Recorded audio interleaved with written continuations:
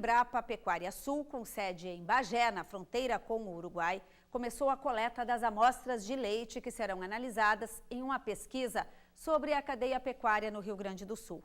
Os pesquisadores querem descobrir se existem fatores de risco que facilitam a ocorrência de resíduos e contaminantes na pecuária de corte e leite, como as micotoxinas. A coleta iniciou em Ijuí e está sendo feita em pequenas propriedades da Rede Leite, programa Rede de Pesquisa, desenvolvido no noroeste do estado. Os resultados do projeto serão divulgados em setembro de 2016. A verminose é um dos principais problemas sanitários que atingem ovinos no Brasil e no mundo. Os parasitas adquirem resistência aos vermífugos de controle. Além disso, a superlotação do campo contribui para que o problema se agrave. João é capataz nesta propriedade de ovinos. São 168 ovelhas. Já perdeu as contas de quantas vezes viu o rebanho ser afetado pela verminose? Já tivemos várias vezes, sabe? É muito comum, né? É muito comum. O problema passou a ser identificado com facilidade. Ela fica muito magreirona, assim, muito fraca, né? A verminose é um dos principais problemas sanitários de ovinos no Brasil e no mundo. Ela pode causar anemia, fraqueza, queda na produção de lã, dificuldade de reprodução e até mesmo a morte dos animais. Da última vez, 4 ovelhas morreram por causa da verminose. Elas vão se contaminando na hora de pastar. O animal ingere as fezes com vermes de outro ovino. Por isso, é importante prevenir. Quanto antes for feito o diagnóstico, mais fácil de contornar a situação. Pelos sintomas, é possível perceber qual ovelha está contaminada. Os animais começam a ficar para trás, começam a ficar fracos, a gente vê uma dificuldade de respirar, fica com a lã meio eriçada, né? E, eventualmente, com sintomas mais específicos, como a papeira, né? Um acúmulo de líquido debaixo do queixo do animal, e anemia. Mas a forma mais segura de diagnóstico é pelas fezes do animal. A gente coleta as fezes dos animais e manda para o laboratório. Esse é um pouquinho mais complicado, que demanda de ter um laboratório próximo, né? Mas é normalmente o mais eficiente, para a gente ver realmente se o rebanho está precisando ou não ser dosificado, né? Como é que está a condição de verminose do rebanho. O Hemoncus é o mais comum entre os parasitas e costuma aparecer no verão. Nos meses mais quentes, a periodicidade de exames preventivos aumenta. A gente vai tentar fazer um controle maior quando a gente tem muito calor e umidade, mas principalmente no caso da ovelha, quando ela está no encarneiramento, quando ela está no acasalamento, né? No parto, que é o momento mais sensível dela, que ela fica mais fraca, e depois no desmame, né? Na hora que vai te separar o cordeiro, também é importante fazer uma dosificação. O veterinário também explica que é preciso ficar atento à aplicação dos vermífugos. Muitas ovelhas se tornam resistentes ao remédio, o que agrava o problema. No entanto, deixar de usar não é uma opção. A dosagem varia conforme o peso e há 2 formas de aplicação. Os vermes já estão resistentes à maioria dos produtos que a gente tem no mercado. Então, essa questão de cuidar da dose, né? Saber o que funciona na propriedade, cuidar da dose específica. No caso de vermífugos orais, a gente fazer um jejum anterior à dosificação, né? Auxilia também, potencializa o produto.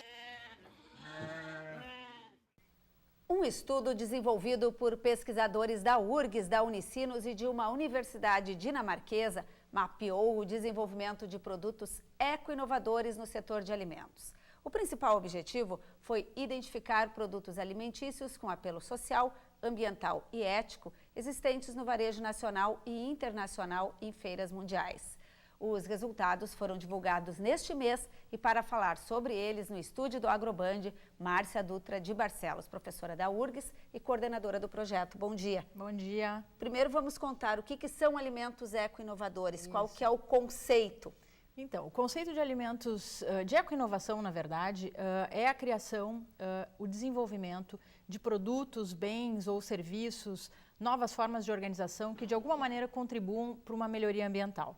Então, nós temos visto empresas que têm trabalhado com tecnologias mais limpas, produções que têm utilizado menor número de agroquímicos, que têm um impacto menor no meio ambiente, são consideradas eco-inovações. E esse é um grande desafio, né? Porque normalmente as inovações, elas, de certa forma, elas sempre têm um impacto no meio ambiente. Hoje se procura trabalhar com inovações que beneficiem esse tipo de produto, principalmente motivado por uma questão. O consumidor está cada vez mais exigente, né? Nós temos no mercado hoje pessoas, consumidores mais conscientes daquilo que eles estão consumindo em termos de alimentos. Quando a gente ouve a palavra inovação, eu pelo menos faço uma associação com tecnologia. Isso. E eco e tecnologia parece que não combinam. Como é que entra, por exemplo, aí a biotecnologia, o sistema de produção intensivo que nós temos hoje nos grãos, nas carnes? Como é que faz essa combinação? Esse eu creio que é o nosso desafio desse novo milênio, né? Porque nós temos um modelo desenvolvimentista, né? Um modelo focado em produtividade, e hoje a gente passa a ter que trabalhar, além da inovação, com a questão do desenvolvimento sustentável, né? Porque, obviamente, os recursos eles são limitados.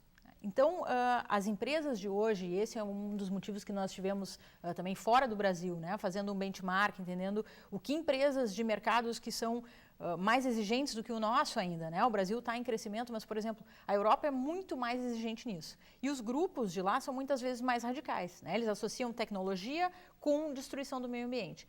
Mas durante o projeto, né, nós tínhamos parceiros chineses também, e a pesquisa que foi feita aqui no Brasil mostrou que o consumidor brasileiro ele é aberto à tecnologia, né? Porque nós somos um país emergente, um país que já cresceu numa era de desenvolvimento tecnológico.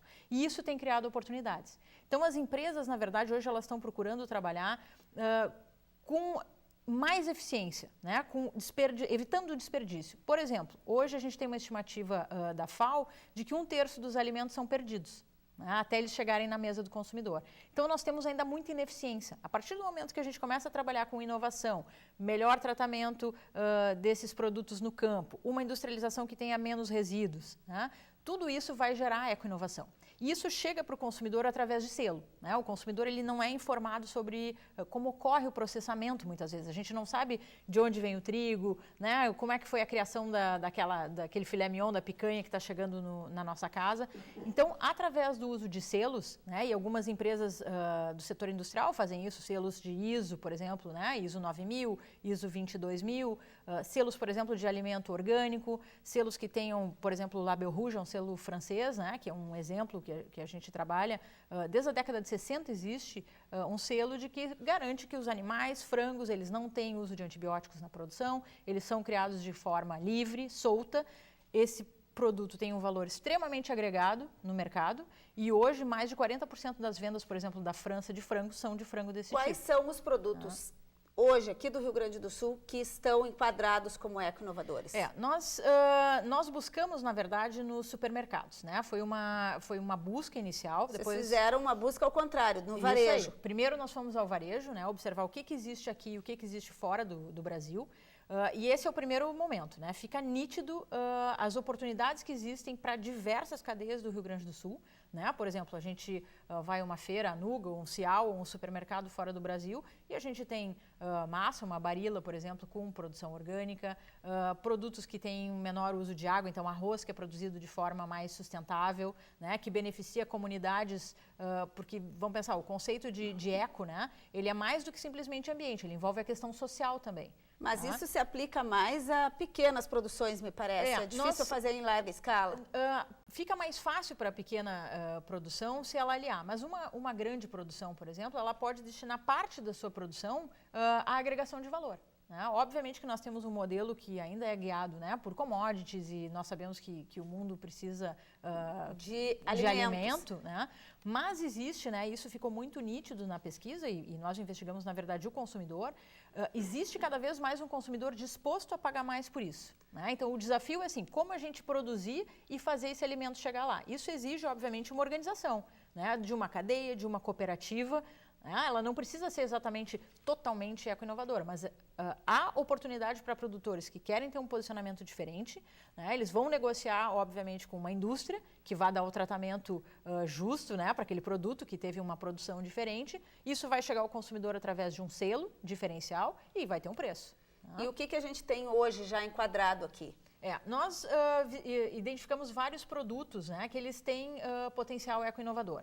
É muito nítido a questão, ainda no mercado isso ficou claro, dos frutas e legumes, hortifrutigranjeiros. Né? Esse é o mais comum, eles começaram, na verdade, por exemplo, os alimentos orgânicos. Inclusive, assim. o projeto tem uma ideia de focar aqui em Porto Alegre, nos produtores da capital. Na verdade, os produtores estão muito interessados nesse projeto, né? Porque, por exemplo, a partir dos produtos, né, que já são tradicionais no nosso mercado. Porto Alegre tem, por exemplo, a feirinha de orgânicos mais antiga do Brasil. Né? Nós somos pioneiros, na verdade. Aos sábados de manhã. Aos sábados, exatamente. Na José Bonifácio, e hoje tem no Brick da Redenção. No pátio da Secretaria, nas quartas-feiras, enfim.